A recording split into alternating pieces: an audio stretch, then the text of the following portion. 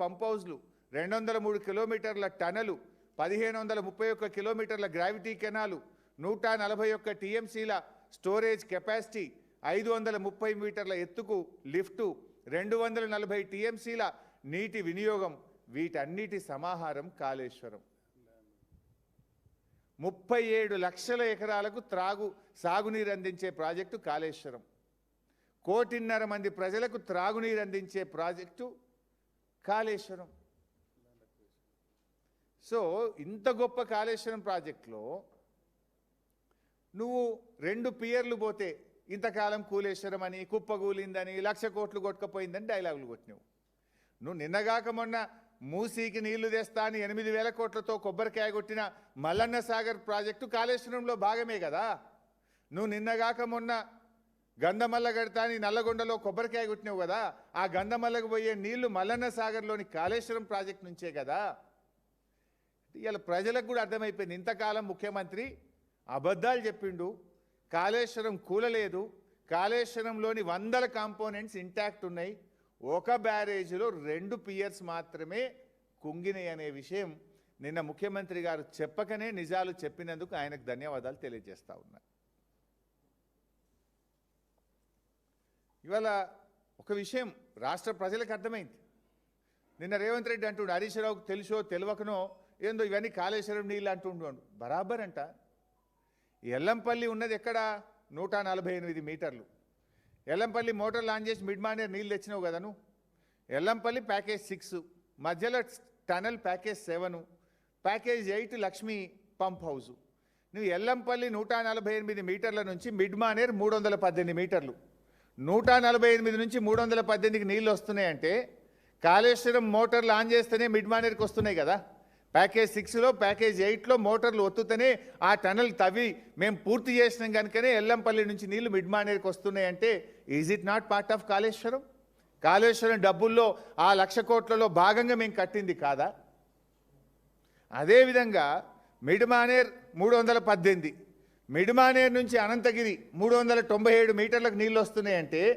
ఆ టనల్ను ఆ కాలువల్ని ఆ పంప్ హౌస్ను ఆ సబ్స్టేషన్ను బీఆర్ఎస్ కడితేనే మరి మిడ్ మానేర్ నుంచి అనంతగిరికి వస్తున్నాయి కదా అనంతగిరి 397 మీటర్లు అక్కడ నుంచి సిద్దిపేట నియోజకవర్గంలోని రంగనాయక్ సాగర్ 490 మీటర్ల ఎత్తులో ఉంది మరి అనంతగిరి నుంచి రంగనాయక్ సాగర్కు నిన్న కూడా మోటార్లు నడిచినాయి నిన్న కూడా నీళ్ళు వచ్చినాయి పంటలకు నీళ్ళు తక్కువ పడితే నిన్న కూడా మోటార్లు నడిచినాయి 397 నుంచి 490 మీటర్ల ఎత్తుకు నీళ్ళు వచ్చినాయంటే ఆ టనల్ గుండా వచ్చినాయంటే కాళేశ్వరంలో భాగంగా కట్టిన పంప్ హౌసు సబ్స్టేషను ఆ టనలు ఆ కాలువల వల్లనే రంగనాయక్ సాగర్కి వచ్చాయి కదా ఆ రంగనాయక్ సాగర్ 490లో ఉంది రంగనాయక్ సాగర్ నుంచి నువ్వు ఏదైతే మూసీకి తెస్తా అంటున్న మల్లన్న సాగర్ ప్రాజెక్టు 557 మీటర్ల ఎత్తులో ఉంది మరి రంగనాయక్ సాగర్ నుంచి మల్లన్న సాగర్కి నీళ్ళు వస్తున్నాయంటే ఆ పంప్ హౌస్ను ఆ టనల్ను ఆ కాలువను ఆ మల్లన్న సాగర్ను కాళేశ్వరంలో భాగంగా బీఆర్ఎస్ కట్టిందే కదా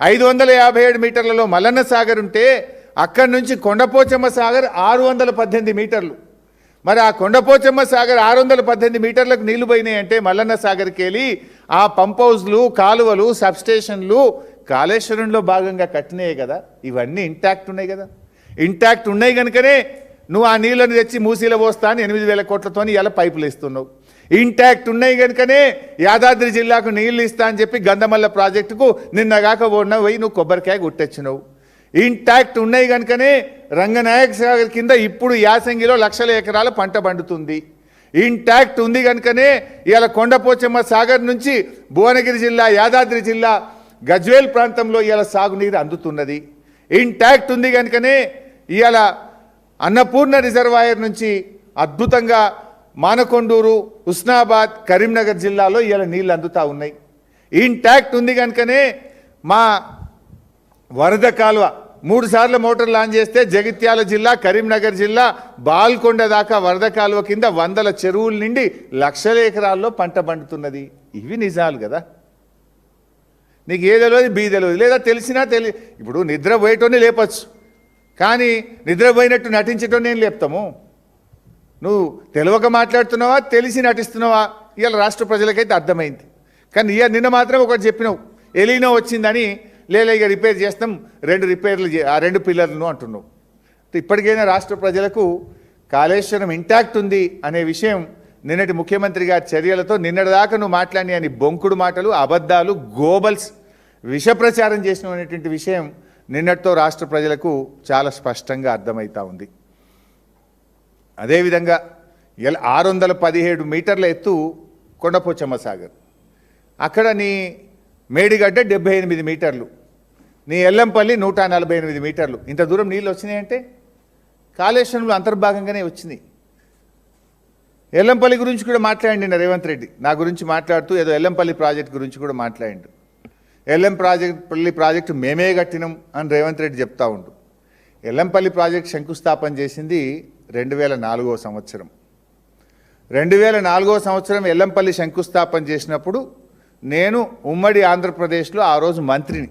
ఇప్పుడు కూడా పోయి చూసుకో శిలాపలక మీద రేవంత్ రెడ్డి ఎల్లంపల్లి ప్రాజెక్టుకు శంకుస్థాపన చేసిన నాడు రాష్ట్ర మంత్రిగా నా పేరు కూడా శిలాపలకం మీద ఉన్నది. నేను ఆ మీటింగ్లో భాగం. ఎల్లంపల్లి ప్రాజెక్ట్ శంకుస్థాపన అయినాడు షెడ్డీలు వేసుకొని నా వెనక తిరిగినోడు రేవంత్ రెడ్డి. నెక్కర్లు వేసుకొని నా వెనక నేను మంత్రిగా ఉంటే నా వెనక తిరిగినోడు రేవంత్ రెడ్డి. పంపించమంటే ఫోటోలు పంపుతా, వీడియోలు పంపుతా. పంపమంటావు రేవంత్ రెడ్డి? ఎల్లంపల్లి శంకుస్థాపన చేసినా నేను మంత్రిని, నా వెనుక నెక్కర్లు చెడ్డీలు వేసుకొని తిరిగినోడు రేవంత్ రెడ్డి. అయినా మీరు పూర్తి చేయలే మీ కాంగ్రెస్ పార్టీ. కేసీఆర్ దయతో నా అదృష్టానికి నేను తెలంగాణ రాష్ట్రంలో నీళ్ల మంత్రి అయిన తర్వాత కేసీఆర్ గారి ఆదేశాల మేరకు రాత్రింబవళ్ళు కష్టపడి 2052 కోట్ల రూపాయలు ఖర్చు పెట్టి బీఆర్ఎస్ ప్రభుత్వం ఎల్లంపల్లి ప్రాజెక్టును పూర్తి చేసింది. ఎల్లంపల్లి ప్రాజెక్టులో రీహాబిలిటేషన్ 13,296 ఇండ్లు మునిగిపోయినాయి. కాంగ్రెస్ ఆ రోజు ఇచ్చింది 1,448 మందికే ఇండ్లు ఇచ్చింది. బీఆర్ఎస్ వచ్చినాక మళ్ళీ 6 కాలనీలు నిర్మించి ఇండ్లు కట్టించి వాళ్ళకు డబ్బులు ఇచ్చి ఆ గ్రామాలను షిఫ్ట్ చేసి రాయపట్నం బ్రిడ్జిను పూర్తి చేసి దాదాపు 2,100 కోట్ల రూపాయలు ఖర్చు పెట్టి ఎల్లంపల్లిని కేసీఆర్ గారి ఆదేశాల మేరకు నీళ్ల మంత్రిగా నేను పూర్తి చేసిన. నువ్వేందో చిల్లర మాటలు మాట్లాడినావు. ఏమైంది? ఇట్లా అవాస్ పాలవుతావు, నువ్వే జోకర్ అయిపోతావు నువ్వు ఇట్లా మాట్లాడితే. ఎస్ఆర్ఎస్పి గురించి కూడా మాట్లాడి 1953వ సంవత్సరంలో ఆనాడు ఐ థింక్ నెహ్రూ గారు ప్రారంభించింది ఎస్ఆర్ఎస్పి ప్రాజెక్టును. 50 ఏళ్ళ తర్వాత ఈవెన్ 1963 ఐ బిలీవ్ 50 ఏళ్ళ తర్వాత కూడా ఎస్ఆర్ఎస్పిలో ఎన్నడూ 12 లక్షల ఎకరాలకు నీళ్లు పారలే. 2014లో బీఆర్ఎస్ ప్రభుత్వం వచ్చినాడు ఎస్ఆర్ఎస్పిలో హార్డ్లీ 6 లక్షలు వారితే ఎక్కువ. కేసీఆర్ గారు వచ్చినాక ఎస్ఆర్ఎస్పి టు లోయర్ మానే డ్యామ్ కాలువల్ని బాగు చేసినాం, స్ట్రక్చర్స్ బాగు చేసినాం. ఎల్ఎండి నుంచి కిందికి పోయే కాకతీయ కాలువకు 2,000 కోట్ల రూపాయలు ఖర్చు పెట్టి కాలువను బలోపేతం చేసినాం, స్ట్రక్చర్స్ను బలోపేతం చేసినాం. ఎస్ఆర్ఎస్పి స్టేజ్ 2 పనులన్నీ పూర్తి చేసి కేసీఆర్ గారి నాయకత్వంలో ఎస్ఆర్ఎస్పికి 12 లక్షల ఎకరాలకు నీళ్ళు ఇచ్చి చూపింది బీఆర్ఎస్ ప్రభుత్వం. పోయి అడుగు, భూపాలపల్లెలను అడుగు, నర్సంపేట వాళ్ళని అడుగు, మహబాద్ వాళ్ళని అడుగు, డోర్నకల్ వాళ్ళని అడుగు. నీళ్ళు ఎప్పుడొచ్చినాయి ఎస్ఆర్ఎస్పి కాలువల్లో? సూర్యాపేట వాళ్ళని అడుగు, కోదాడ వాళ్ళని అడుగు, తుంగతుర్తి వాళ్ళని అడుగు. ఎస్ఆర్ఎస్పి కాలువల్లో నీళ్ళు వచ్చింది కేసీఆర్ గారి ప్రభుత్వం వచ్చినాకనే నీళ్ళు వచ్చినాయి. నువ్వు చిల్లర మాటలు మాట్లాడుతున్నావు. ఇవాళ ఎస్ఆర్ఎస్పికి 12 లక్షల ఎకరాలకు నీళ్ళు అందించింది బీఆర్ఎస్. అదేవిధంగా ఎల్లంపల్లి ప్రాజెక్టు పూర్తి చేసింది బీఆర్ఎస్.